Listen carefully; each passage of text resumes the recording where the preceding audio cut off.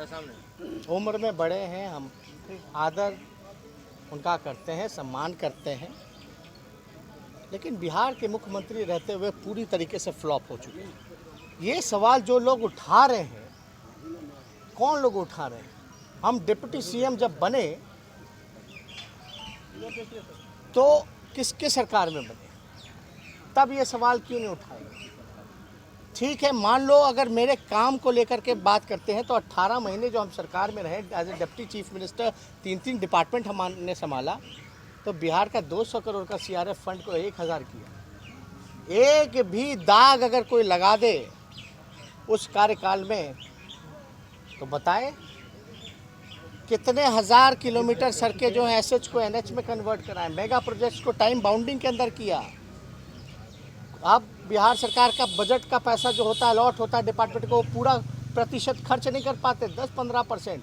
मेरा डिपार्टमेंट उठा के देख लीजिएगा तो 100% से भी ज़्यादा, बल्कि एक्स्ट्रा हम लोगों ने बजट का जो प्रावधान था उससे लेकर के हमने खर्च किया। भ्रष्टाचार रोकने के लिए हमने कमेटी बनाई, कैबिनेट लेकर के गए, ईओटी का फाइल, वेरिएशन का फाइल, एस्टिमेट का फाइल को हमने कमेटी बनाने का काम किया। तो ये जो लोग करते रहते हैं इस तरह की बातें, हमको शोभा नहीं रही। लेकिन माननीय मुख्यमंत्री जी को हम चुनौती देते हैं, हम तो नामांकन आज करने जा रहे हैं, वो अपने गृह जिला नालंदा का ही एक क्षेत्र चुन ले, वो भी नामांकन करें, हम भी वहाँ से नामांकन करते हैं और उनको हम हरा करके रहेंगे।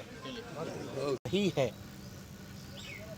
उनको मैं वादा करता हूँ कि सरकार बनने के दिन, आज मेरा नामांकन है, हम घोषणा करते हैं, 2 दिन बाद हमारा ब्लूप्रिंट भी सामने आएगा साझा, सभी कांग्रेस और माले के सीपीआई सीपीएम के साथी भी साथ रहेंगे। लेकिन आज नामांकन है, इसलिए मैं बताना चाहूँगा कि समान काम समान वेतन को लेकर के जो नियोजित शिक्षकों की लंबे अरसे से मांग रही है, लड़ाई रही है, उसको हम लोग पूरा करेंगे।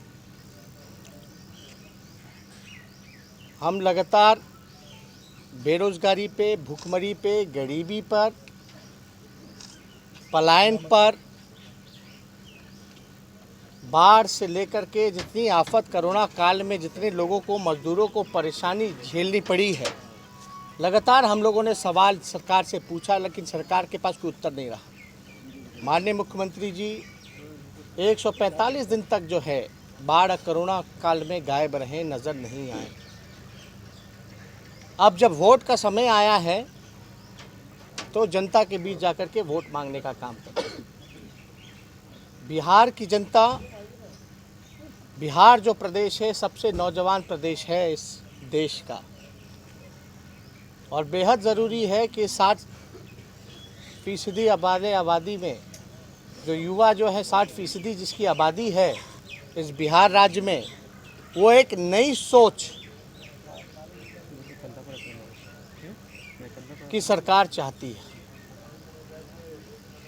और ये निश्चित है, हम सरकार बनाने जा रहे हैं और भारी उत्साह बिहार के गरीबों में, मजदूरों में, किसानों में, नौजवानों में हमने देखा है। कई बार हम लोगों पे निजी हमले होते रहे हैं, पूरी तरीके से हत्या का भी मुकदमा हम लोगों के ऊपर किया गया। किसके दबाव में, इस पे हम टिप्पणी नहीं करेंगे। हम नए सोच के हैं, हर जाति हर धर्म को साथ लेकर के चलेंगे। हसनपुर की जनता पर विश्वास है, भरोसा है कि भारी मतों से इनको जीत मिलेगी और हसनपुर की महान जनता इनको विजयी बनाने का काम करेगी। मैं इतना ही कहना चाहता हूँ सभी हसनपुर मतदाताओं से, समस्तीपुर जिला, खगड़िया और बिहार के सभी हमारी महान जनता से इतना हम कहेंगे, आप लोगों का आशीर्वाद मिले, हमारा जो महागठबंधन है उसको निश्चित रूप से बहुमत मिल रहा है और हम सरकार बनाने जा रहे हैं। तो चलेगा। जिन लोगों ने 15 साल तक भूखमरी को खत्म नहीं किया, बेरोजगारी को खत्म नहीं किया, गरीबी को खत्म नहीं किया, अरे हाँ तू पड़ गया ना।